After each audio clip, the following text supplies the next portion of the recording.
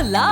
Your dream vacation to Vietnam starts from rupees 39,999 only with GT Holidays, South India's #1 travel brand. Edappadi தனியா தான் நிற்பேன் அப்படின்னு சொல்றாரு.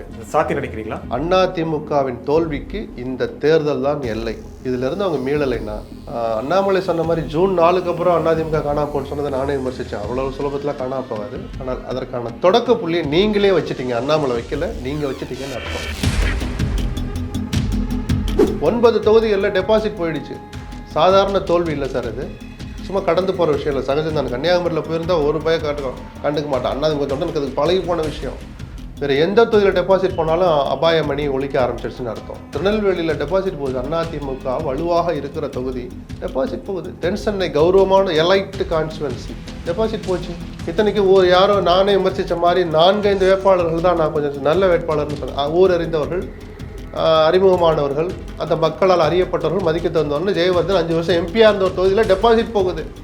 சாதாரணமாக கடந்து போயிடுவீங்களா? இன்னைக்கு வேலுமணி 35 சொல்கிறாருல, சும்மாவா சொல்கிறார்? 35 கூட போனது 20 எடுத்துக்கோங்க சார். நிதிஷ் பக்கத்தில் இன்னைக்கு எடப்பாடி உட்காந்துருப்பார். எடப்பாடி என்கிற தனிநபருக்கு கிடைச்ச வெற்றி இல்லை. தமிழ்நாட்டுக்கு பிரதிநிதித்துவம் கிடைச்சிருக்கோம்.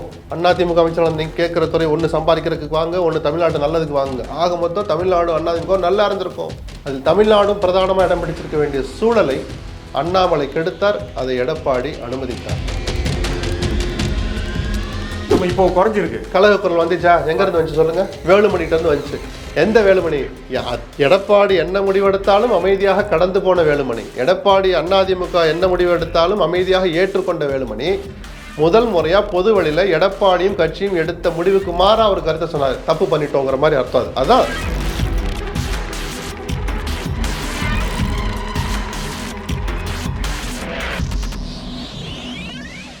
வணக்கம் ஆகாய் நண்பர்களே.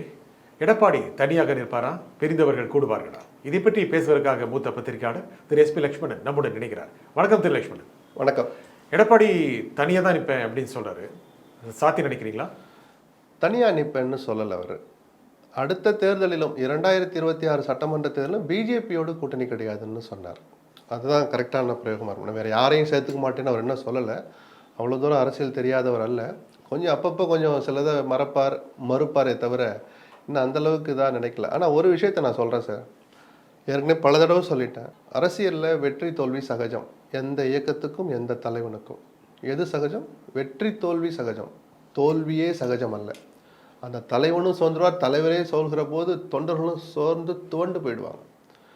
அதிமுகவின் தோல்விக்கு இந்த தேர்தல் தான் எல்லை. இதிலிருந்து அவங்க மீளலைன்னா அண்ணாமலை சொன்ன மாதிரி ஜூன் 4க்கு அப்புறம் அதிமுக காணாம போன்னு சொன்னதை நானே விமர்சித்தேன். அவ்வளவு சுலபத்தில் காணாம போகாது. ஆனால் அதற்கான தொடக்க புள்ளியை நீங்களே வச்சுட்டீங்க. அண்ணாமலை வைக்கல, நீங்கள் வச்சுட்டீங்கன்னு அர்த்தம். எப்படி சொல்றீங்க? திருந்தணும் சார், சுய பரிசோதனை பண்ணணும் சார், எங்கே தப்பு பண்ணணும்னு யோசிக்கணும் சார். என்ன திருத்த? நாடாளுமன்ற தேர்தலில் 7 முதல் 9 தொகுதிகள் தேமுதிக வாங்கின அந்த இதையும் சொல்கிறேன். மத்திய நில டெபாசிட் போச்சுன்னா தேமுதிக தாங்கன்னு சொல்ல முடியாது. நீங்கள் இருக்கிறது உங்களாலும் கூட அந்த டெபாசிட்டை வாங்கி கொடுக்க முடியல. அர்த்தத்தை எப்படி பார்த்தா 9 தொகுதிகளில் டெபாசிட் போயிடுச்சு. சாதாரண தோல்வி இல்லை சார். இது சும்மா கடந்து போகிற விஷயம் இல்லை, சகஜம் தான். கன்னியாகுமரியில் போயிருந்தால் ஒரு பய கண்டுக்க மாட்டான். அதிமுக தொண்டனுக்கு அதுக்கு பழகி போன விஷயம். வேறு எந்த தொகுதியில் டெபாசிட் போனாலும் அபாய மணி ஒழிக்க ஆரம்பிச்சிருச்சுன்னு அர்த்தம். திருநெல்வேலியில் டெபாசிட் போகுது. அதிமுக வலுவாக இருக்கிற தொகுதி டெபாசிட் போகுது. தென் சென்னை கௌரவமான எலைட் கான்ஸ்டுவன்சி டெபாசிட் போச்சு. இத்தனைக்கு யாரோ நானே விமர்சித்த மாதிரி 4-5 வேட்பாளர்கள் தான் நான் கொஞ்சம் நல்ல வேட்பாளர்னு சொன்னேன். ஊர் அறிந்தவர்கள், அறிமுகமானவர்கள், அந்த மக்களால் அறியப்பட்டவர்கள், மதிக்க தந்தவர்கள். ஜெயவர்தன் 5 வருஷம் எம்பியாக இருந்த ஒரு தொகுதியில் டெபாசிட் போகுது. சாதாரணமாக கடந்து போயிடுவீங்களா? என்ன காரணம் நினைக்கிறீங்க? என்ன காரணம்? ஏற்கனவே சொன்னதுதான். தவறான முடிவுகளை சரியான நேரத்தில் எடுத்திருக்கிறார், சரியான நேரத்தில் தவறான முடிவுகளை எடுத்திருக்கிறார்னு தோணுது எனக்கு. என்ன தவறான முடிவு? என்னன்னா பிஜேபியினுடைய அந்த கூட்டணியை முறித்து கொண்ட விதம், அதற்கு தொடக்க புள்ளி வச்சது அண்ணாமலை தான். அது எந்த காலத்திலையும் அது யாரும் மறுக்கவே முடியாது. அதிமுகவை சீண்டி பார்த்து நன்றாக இருந்த ஒரு அணியை, அது விமர்சனத்துக்குரியதா, மக்கள் ஏற்றுக்கிறாங்களா ஏற்றுக்கலையா வேற. திமுக ஒரு அணியை கட்டமைக்கிற போது பிஜேபியோடு அதிமுக ஒரு அணியை கட்டமைக்க தான் வேணும், அல்லது ஏதோ ஒரு வலுவான கட்சிகளோடு அமைக்க தான் வேணும். பிஜேபி செஞ்ச துரோகம் எல்லாம், ஆமாம், அந்த துரோகம் பண்ண பிஜேபி தான் 4 வருஷமாக அப்படியே ஈஷிக்கிட்டு இருந்து ஆட்சியை நடத்திட்டு போனார் எடப்பாடி. அப்போ மட்டும் பிஜேபி துரோகம் பண்ண தெரியலையா? ஸோ துரோகம் பண்ண ஒரு கட்சியோடு நீங்கள் பழக்கம் வச்சுருந்தீங்களே, அந்த பழக்கத்தை முறித்து கொள்கிற நேரம் அது அல்ல. காரணம் அண்ணாமலையாக இருந்தாலும் அப்படின்றது என்னுடைய பார்வை. அது உரிமை அவர் எடப்பாடியோடது, கட்சியுடையது. தப்பு கணக்கா போயிடுச்சுல்ல. அண்ணாமலை அப்புறம் டீல் பண்ணுவோம். எந்த கூட்டணி பேச்சுவார்த்தை, இந்த கூட்டணி தொடர வேண்டுமானால் ஒரு வார்த்தை கூட அண்ணாமலையோடு பேச மாட்டோம். ஜெயலலிதா அப்படிலாம் நிபந்தனை வச்சு சாதிச்சு காமிச்சவர். சேட்டை பண்றால ஒதுக்கி வச்சுடுவாங்க. டெல்லியிலேருந்து ஒரு ஆள் அனுப்புங்க, நாம பேசுவோம். 5 தொகுதியா 7 தொகுதியா நம்ம பேசுவோம் வாங்க. என்ன கெட்டு போச்சு? அண்ணாமலை இல்லைன்னா அப்படியே அந்த கூட்டணியை பார்த்தீங்களா எவ்வளோ பலவீனா போச்சு. மோடி வந்து 4 இடம் வந்தாருன்னா அந்த கூட்டணியுடைய பலம் வேற சார். 2 கட்சி தொண்டர்களுக்கும் இருக்கிற உற்சாகம் வேற. அப்பவும் சொன்னேன், தேர்தல் வாக்குப்பதிவு நடக்கிறதுக்கு முன்னாடியும் சரி, வாக்குப்பதிவு முடிஞ்சு என்றதுக்கு முன்னாடி இந்த 1.5 மாசத்துலேயும் கொடுத்த பேட்டிகளையும் சரி, 20 முதல் 25 தொகுதிகளில் தாக்கத்தை ஏற்படும், வெற்றியை நோக்கி பயணிப்பார்கள்னு சொன்னேன். வெற்றின்னு கூட நான் பெரிய வார்த்தையை சொல்லலை. அந்த நம்பிக்கை வந்திருக்கும். இன்னைக்கு வேலுமணி 35 சொல்றாருல, சும்மாவா சொல்றாரு? 35 கூட போனது, 20 எடுத்துக்கோங்க சார். நிதிஷ் பக்கத்துல இன்னைக்கு எடப்பாடி உட்காந்துருப்பார். எடப்பாடி என்கிற தனிநபருக்கு கிடைச்ச வெற்றிகள் தமிழ்நாட்டுக்கு பிரதிநிதித்துவம் கிடைச்சிருக்கும். அதிமுக அமைச்சர் நீங்க கேட்கிற துறை ஒன்று சம்பாதிக்கிறதுக்கு வாங்க, ஒன்று தமிழ்நாட்டு நல்லதுக்கு வாங்க. ஆக மொத்தம் தமிழ்நாடு அதிமுக நல்லா இருந்திருக்கும். ரெப்ரசேஷன் கிடைச்சிருக்கும். அவங்க நல்லாட்சி நடத்துறாங்களா இல்லையா அதெல்லாம் விமர்சனம், அதெல்லாம் தனி சார். அமைந்திருக்கிற ஒரு ஆட்சி, நமக்கான பிரதமர், பிடிக்குதோ பிடிக்கலையோ, அதில் தமிழ்நாடும் பிரதானமாக இடம் பிடிச்சிருக்க வேண்டிய சூழலை அண்ணாமலை கெடுத்தார். அதை எடப்பாடி அனுமதித்தார். இந்த கூட்டணியில மிஸ் பண்ணதான் முக்கியங்கிறீங்க. அதுதான் முக்கிய காரணம். நிரூபிக்க முடியலையே. அவர் இல்லாமலும் என்னால் ஜெயிக்க முடியும். தினகரன் சசிகலாவை ஒரு காலம் சேர்க்க முடியாது. சட்டமன்ற தேர்தலுக்கு முன்னாடி 2021 ஜனவரி பிப்ரவரியில் டெல்லியில் போய் நின்றுட்டு சொல்றார், பிரதமர் மோடியை பார்த்து வெளியில் வந்துட்டு இப்படி கை காமிச்சார். அந்த பாடி லாங்குவேஜ் எனக்கு இன்னும் மனக்கண்ணில் இருக்கு. ஒரு காலம் அவர்களை சேர்த்துக் கொள்வதுங்கிற பேச்சுக்கே இடமில்லை. தன்னம்பிக்கையான பேச்சுன்னு ஒரு சாரார் பாராட்டினாங்க. நானும் அதை பாதி ஏற்றுக்கிட்டேன். அது தப்பு கணக்காக போச்சுல்ல. தன்னம்பிக்கையோடு இருக்கலாம், தப்பு இல்லை. தப்பு கணக்கான பிறகு நம்ம அந்த கணக்கை எப்படி சரி பண்ணணும்னு கொஞ்சம் யோசிக்கணும்.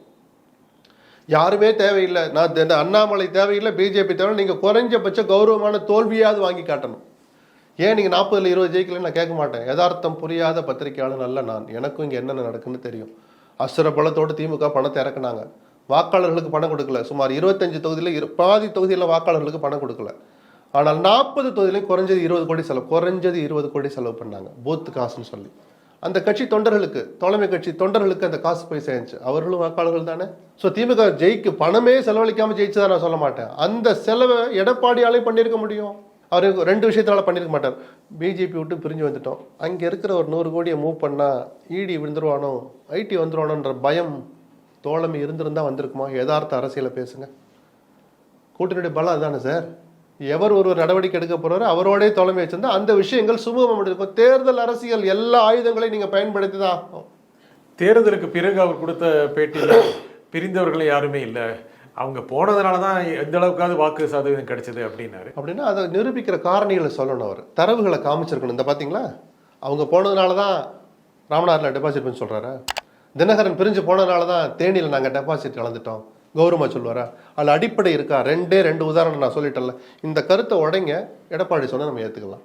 இப்போ பேட்டியில் சொன்னார்ல, முக்கியமாக அதே மையமாக வச்சது என்னுடைய முன்னுரையிலேயே உங்களுக்கு முதல் அதில் அர்த்தமே இல்லைன்னு சொல்கிறேன். அவர் சொன்னது பொய். 1% வாக்கு கூடி இருக்குன்னு சொல்றாரு. கடந்த நாடாளுமன்றத்தில் நீங்கள் போட்டியிட்ட தொகுதி 19, இந்த முறை நீங்கள் போட்டியிட்ட தொகுதி 33 ரெட்டலை நின்னது.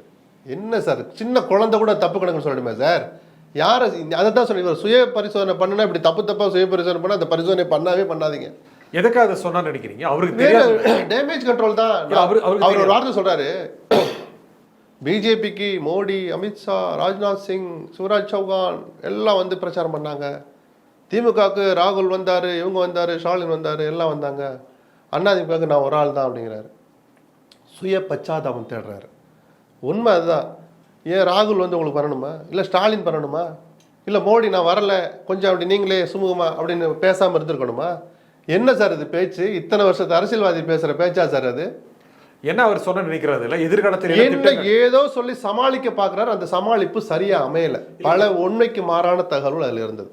நீங்க சொன்ன மாதிரி இந்த தேர்தல் பிஜேபி கூட்டணி மட்டுமல்லாமல் பெரிதவர்கள் எல்லாம் சேர்ந்து இருந்தால் அதிமுக தனியாக நின்று இருந்தாலும் கூட இன்னும் 5% வாக்குகள் அதிகம் பெற்றிருக்கும். அதை அவர் இல்லை என்று மறுப்பதற்கு என்ன காரணம்? ஏன் அந்த வாதம்? அப்ப இன்னும் அவர் என்ன தன்னை திருத்திக்க விரும்பலைன்னு அர்த்தம். ரெண்டுக்கு என்ன வித்தியாசங்கிறீங்க? ஏன்னா சுய பரிசோதனை பண்ணணும்னு பார்க்குறேன், அது பண்ண விரும்பலை. ரெண்டா ஒரு அறிக்கை விட்டார், தேர்தல் முடிவுகளுக்கு கூட ஒரு அறிக்கை விட்டார். இந்த தேர்தல் முடிவுகள் 2026 சட்டமன்ற தேர்தலை எப்படி எதிர்கொள்வது என்பதற்கு சில பாடங்களையும் படிப்பினைகளையும் தந்திருக்கிறதுன்னு சொன்னார். நான் ரொம்ப சந்தோஷப்பட்டேன். ஆனால் அந்த பேட்டி இருக்குல்ல, சுத்தமாக அவருக்கு அவரே நேர்மாறாக போயிட்டார். அப்போ நீங்கள் என்னதான் பாடம் கற்றுக்கிட்டீங்க, என்னதான் படிப்பினையை கற்றுக்கிட்டீங்க? எனக்கே சலிச்சு. நான் ரொம்ப பாராட்டினேன் அந்த 2 நாள் கொடுத்த அத்தனை பேட்டியில அந்த வார்த்தையை நான் பயன்படுத்தினேன், பாராட்டினேன். ஏன்னா எந்த தலைவரும் அவ்வளோ வெளிப்படையா தலைவர்கள் படிப்பினையை கற்றுக்கிட்டோன்னு சொல்லவே மாட்டாங்க. அது இவ்வளோ வெளிப்படையாக அறிக்கையில் மூலமாலாம் அது எடப்பாடி சொன்னாரே, நான் சந்தோஷப்பட்டேன். சரி, சில விஷயங்கள் நீங்கள் எல்லாத்தையும் சேர்த்துக்கோங்கன்னு அந்த ஒரு வரியில் கடந்து போவாதீங்க சார். சுய பரிசோதனை பண்ணுங்க, எங்கே தப்பு பண்ணோம், புரியுதுங்களா? அதில் எல்லாமே அடக்கும் சார். முக்கியமாக தேர்தல் முடிவுக்கு முன்னால் வந்த சலசலப்புகள், அதிமுக முணுமுணுகள், அதெல்லாம் நான் அப்போவே உங்களுக்கும் சொன்னேன். இதெல்லாம் யூகம். செங்கோட்டையன் அவரை போய் பார்த்துரு, இதெல்லாம் யூகம் தான். அதெல்லாம் நான் வரல. ஆனால் அதிமுக ஒரு பெரும் தோல்வியை சந்தித்தாலோ அதை எல்லாருமே தயாராகிட்டாங்க, படுதோல்வி வரப்போன்னு தெரிஞ்சு போச்சு. வாக்கு சதவிகிதம் குறைந்தால் 25%க்கும் கீழாக போனால் கழக குரல் வரும். அந்த கழக குரல் ஒற்றுமைக்கான தொடக்க புள்ளியா இருக்கும்னு நான் உங்ககிட்டையும் சொன்னேன். ஆமா, இப்போ குறைஞ்சிருக்கு. கழக குரல் வந்துச்சா? எங்க இருந்து வந்துச்சு சொல்லுங்க? வேலுமணிட்ட இருந்து வந்துச்சு. எந்த வேலுமணி? எடப்பாடி என்ன முடிவெடுத்தாலும் அமைதியாக கடந்து போன வேலுமணி. எடப்பாடி அதிமுக என்ன முடிவெடுத்தாலும் அமைதியாக ஏற்றுக்கொண்ட வேலுமணி முதல் முறையா பொது வழியில எடப்பாடியும் கட்சியும் எடுத்த முடிவுக்கு மாறா அவர் கருத்தை சொன்னார். தப்பு பண்ணிட்டோங்கிற மாதிரி அர்த்தம். அதான் அந்த அர்த்தமா இருக்கு. அர்த்தம் அதானே. வேற என்ன சொன்னாரு? நம்ம சேர்ந்திருந்தால் அப்படின்னு என்ன சார் நீங்க சொல்லுங்க, நான் தெரிஞ்சுக்கிறேன். நீங்க என்ன நினைக்கிறீங்க சொல்லுங்க? அண்ணாமலை தான் கூட்டணி அமையவில்லை, காரணம் அதுதான். நம்ம அதுக்குள்ள வரல. சேர்ந்திருந்தால் அப்படின்னு சொல்லிட்டு என்ன சொல்றாரு? அண்ணாமலை சார்ஜ் பண்றாரு. தமிழிசையும் முருகன் மாதிரி ஆட்கள் தலைவர்களாக இருந்த போதெல்லாம் இவ்வளோ மோதல் இல்லை. அண்ணாமலை வந்ததுனால தான் இவ்வளோ மோதல். அதனால தான் கூட்டணி பிரிஞ்சது. அதனால தான் நம்ம தனியாக நின்னோம். தனியாக நின்னதுனால தான் இவ்வளோ பெரிய தோல்வி. சேர்ந்திருந்தால் அப்படின்னு ஒட்டுமொத்தமாக பேசிக்கிட்டு வர்றாரு. ரெண்டுமே நிஜம் சார்.